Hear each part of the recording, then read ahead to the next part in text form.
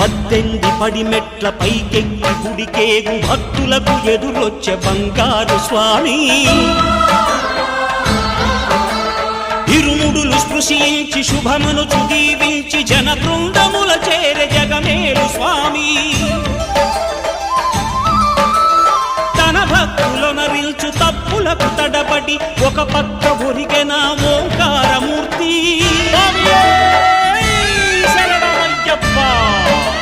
స్వాములందరూ తనకు సాయము కాగా ధీమంతుడై లేచే ఆ కన్య స్వామి పట్టబంధము వీడి భక్తతతికై పరుగు పరుగున వచ్చే భూమిపైకి నరుడై